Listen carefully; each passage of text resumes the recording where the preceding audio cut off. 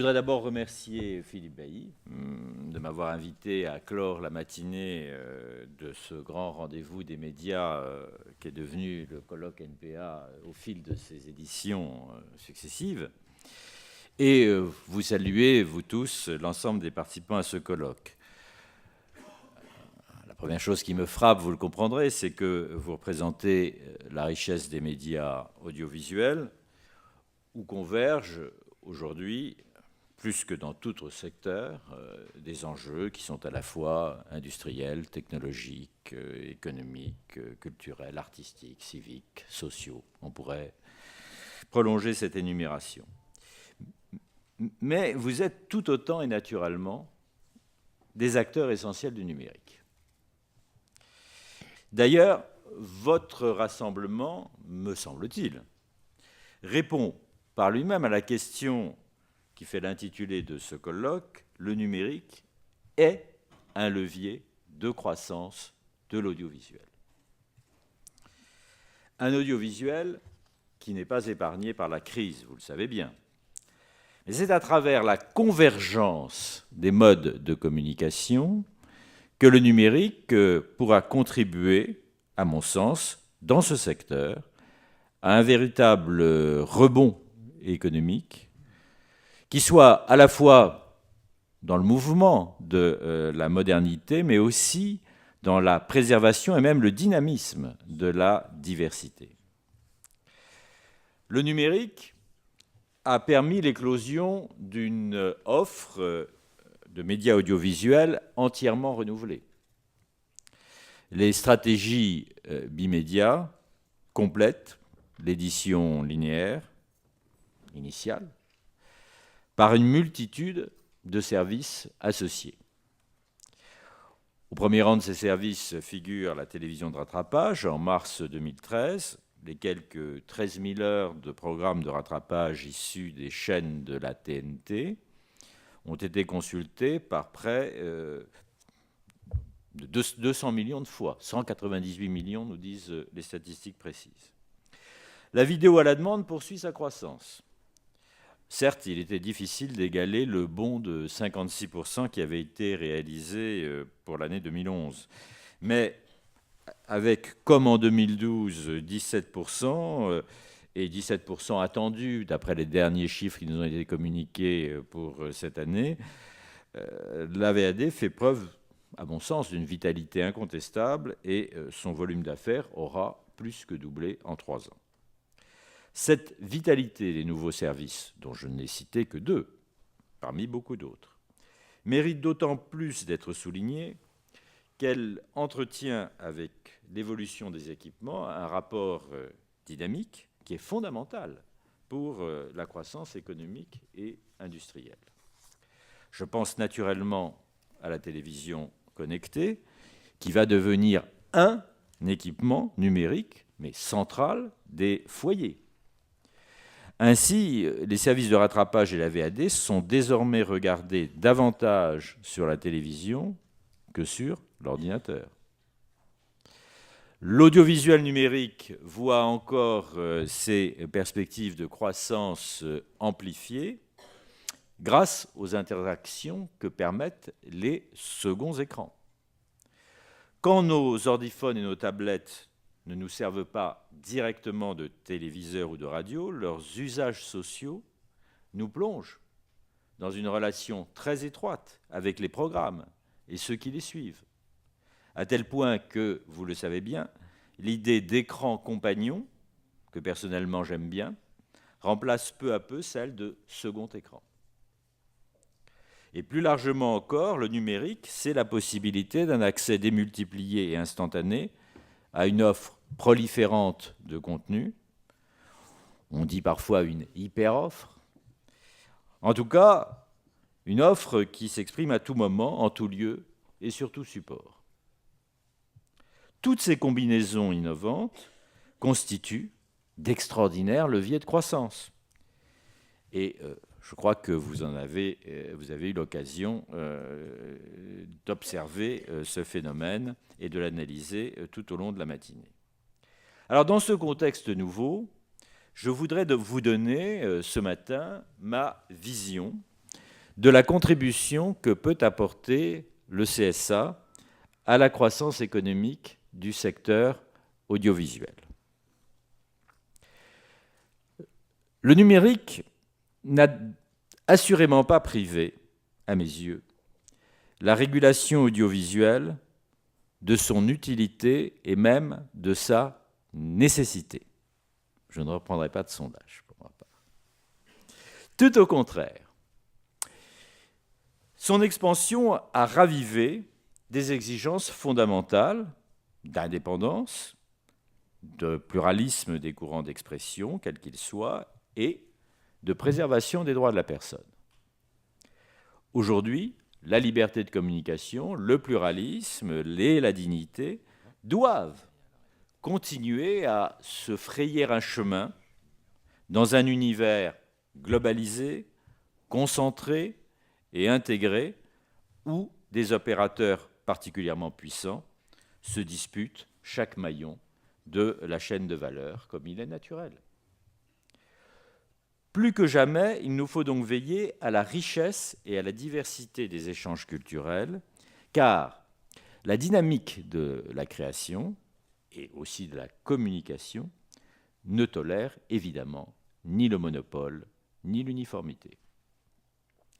Et je saisis l'occasion qui m'est ici offerte de saluer, après beaucoup d'autres, je le sais, la victoire de l'exception culturelle obtenue vendredi dernier grâce à l'engagement résolu des pouvoirs publics français et des forces culturelles. Victoire dont je me réjouis, mais dont l'acquis, vous le savez, par essence précaire, doit nous conduire tous à une vigilance constante.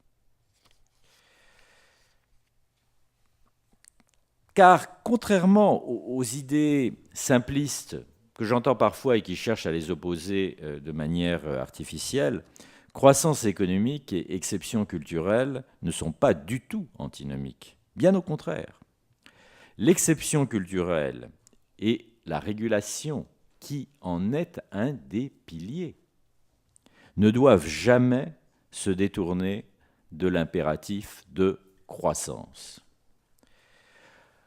Vous commencez peut-être à connaître mon souci de couper court aux idées reçues d'un régulateur vu comme un censeur pointilleux et vétilleux, un empêcheur d'innover et de croître, un inhibiteur de compétitivité et de créativité. Considérer la régulation comme une contrainte pour la croissance économique du secteur, c'est, à mes yeux, se méprendre sur sa signification même. Un secteur économique n'est fort que s'il dispose d'une autorité de régulation forte, maîtrisant et promouvant ses enjeux de développement. Et je suis convaincu que si l'on veut donner de l'oxygène au secteur audiovisuel, il faut que le CSA en ait la capacité, en lui insufflant son expertise, sa vision anticipatrice et sa réactivité. Cela implique à mes yeux plusieurs évolutions, dont certaines figurent dans notre dernier rapport d'activité. Et peut-être, qui sait, dans le projet de loi dont il vient d'être question. D'une façon générale d'abord, il faut que l'action du régulateur soit le plus possible en prise directe avec les principes généraux fixés par le législateur. C'est là que se situe la valeur irremplaçable de la régulation. Les formes souples de la concertation, du conventionnement et de l'évaluation régulière doivent être privilégiées pour y parvenir. J'ai déjà plusieurs fois affirmé ces exigences de méthode, notamment au début des assises de l'audiovisuel organisées par le ministère. Aujourd'hui, je me bornerai à souligner que le temps est révolu d'une régulation qui se confonde avec la réglementation sectorielle, qui ajoute des normes aux normes, qui décide sous la contrainte excessive de prescriptions juridiques. Le CSA n'est pas un mirador, c'est une vigie. Il a vocation à accueillir et à rassembler dans la confiance et dans l'échange tous les acteurs de la communication. Il est temps qu'il soit doté des moyens reconnus depuis 10 ans à de grandes autorités indépendantes de régulation économique, notamment la personnalité morale, la personnalité juridique. L'accomplissement des missions du CSA exige en effet autant de souplesse et d'autonomie dans sa gestion interne que dans l'exercice de ses compétences vis-à-vis de son environnement. S'agissant de ces compétences, j'insisterai en particulier sur 2 enjeux que mettent en lumière, je crois, les ateliers de votre colloque. Le premier est celui de la gestion des fréquences hertziennes, ressource essentielle pour les qualités irremplaçables des services auxquels elles donnent accès. Gratuité, simplicité, anonymat et perfection de l'image grâce à la haute définition, puis à la très haute définition. Notre dernier rapport souligne qu'il est aujourd'hui indispensable pour le CSA de pouvoir vraiment gérer la ressource et non plus de la distribuer au fil de l'eau dès qu'une fréquence est disponible. La reconnaissance d'une richesse rare et précieuse est incompatible avec une logique de guichet. Le CSA doit pouvoir décider du moment adéquat pour l'allocation des fréquences, compte tenu de l'état des marchés, notamment du marché publicitaire, ou encore de l'imminence d'un changement de technologie. Le second enjeu, qui m'apparaît déterminant au vu des thèmes de votre journée, est celui de la distribution. Il a été mentionné tout à l'heure. Aujourd'hui, la valorisation des contenus audiovisuels dépend en grande partie de leur accessibilité, de leur exposition et de leur référencement par les services de distribution.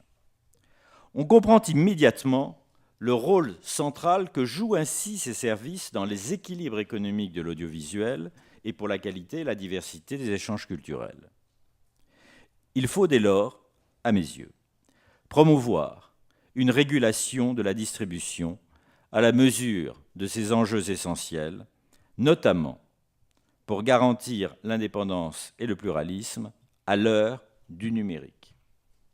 Réguler la distribution, c'est encourager l'innovation, stimuler la concurrence et ainsi aider à saisir toutes les opportunités de croissance. Cette mission figure depuis plus de 10 ans parmi nos compétences, mais ses conditions d'exercice ne paraissent plus adaptées aux réalités du secteur. C'est la raison pour laquelle nous avons formulé également dans notre rapport annuel 2 propositions à ce sujet. L'une concerne les chaînes de télévision locales, car l'initiative audiovisuelle locale est aussi un véritable enjeu d'aménagement numérique décentralisé du territoire et donc de croissance économique. Il est crucial de permettre à ces chaînes une bonne exposition de leurs programmes dans les bouquets des fournisseurs d'accès, notamment en assouplissant les conditions de leur reprise et en leur garantissant une numérotation équitable et non discriminatoire.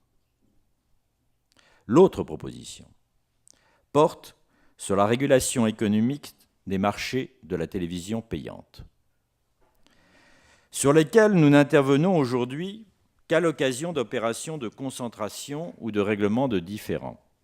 Nous pourrions à cet égard exercer une mission d'identification des marchés pertinents et de suivi spécifique des opérateurs importants en relation avec l'autorité de la concurrence.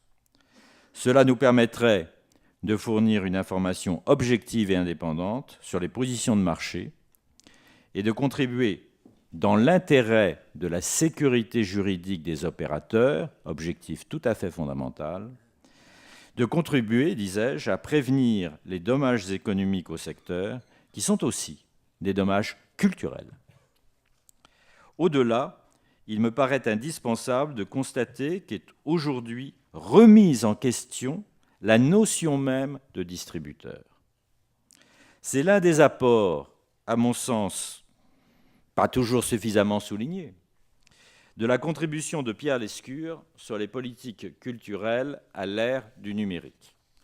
La numérisation des flux et la multiplication des supports de lecture se sont accompagnés d'une redéfinition de la chaîne de valeur dont le droit n'a pas encore tiré pleinement les conséquences. De nouveaux gardiens d'accès sont apparus qui se positionnent entre les éditeurs et les consommateurs, c'est-à-dire, à mes yeux, comme de véritables distributeurs, en substance. Un fabricant de terminaux connectés ou un magasin d'applications mobiles joue, dans l'accès au contenu et aux services, un rôle crucial auquel la régulation ne peut pas rester indifférente. Se concentrer sur les seuls opérateurs hertziens et satellitaires et sur les fournisseurs d'accès Internet, c'est ne pas saisir l'ampleur et les potentialités du rôle de la distribution. Le législateur national dispose dans ce domaine d'une marge de manœuvre importante pour mettre à jour les pouvoirs du régulateur, dans l'attente d'une indispensable rénovation du cadre juridique communautaire qui n'a pas corseté la notion de distributeur. Je ne veux pas être trop long, surtout en cette fin de matinée déjà longue. J'espère vous avoir convaincu que, loin d'être un modèle compassé, la régulation est une promesse d'avenir, un levier de croissance qui vous permettra, qui nous permettra, de parvenir enfin à une véritable sortie de crise.